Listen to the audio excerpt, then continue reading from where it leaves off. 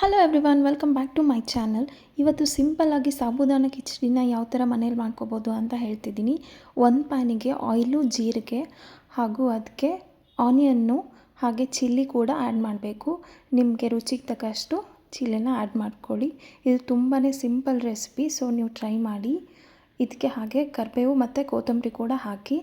ಇದೇ ಹಂತದಲ್ಲಿ ಕೊತ್ತಂಬರಿನ ಹಾಕಿಬಿಡಿ, so that taste ತುಂಬಾ ಚೆನ್ನಾಗಿ ಕೊಡುತ್ತೆ.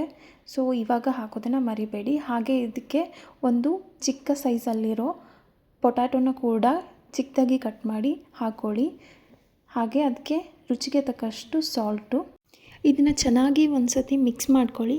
ಹಾಗೆ ಅದಾದಮೇಲೆ ಸ್ವಲ್ಪ ಅರಿಶಿನ ಪುಡಿ, ಚಿಟಿಕೆ ಆಗೋಷ್ಟು, ಹಾಗೆ ಅದನ್ನು ಚೆನ್ನಾಗಿ ಫ್ರೈ ಮಾಡಿ.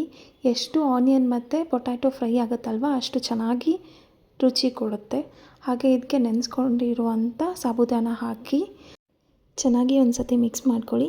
ಹಾಗೆ ಕಡಲೆ ಬೀಜನ ಹುರ್ಕೊಂಡು ಅದನ್ನು ತರಿಯಾಗಿ ಪೌಡರ್ ಮಾಡ್ಕೊಳ್ಳಿ. ಇದಕ್ಕೆ ತರಿಯಾಗಿದ್ರೇ ಟೇಸ್ಟ್ ಚೆನ್ನಾಗಿರುತ್ತೆ. ಸಿಂಪಲ್ ರೆಸಿಪೀಸ್ಗಾಗಿ ನನ್ನ ಚಾನಲ್ನ ಸಬ್ಸ್ಕ್ರೈಬ್ ಮಾಡ್ಕೊಳ್ಳೋದನ್ನು ಮರಿಬೇಡಿ.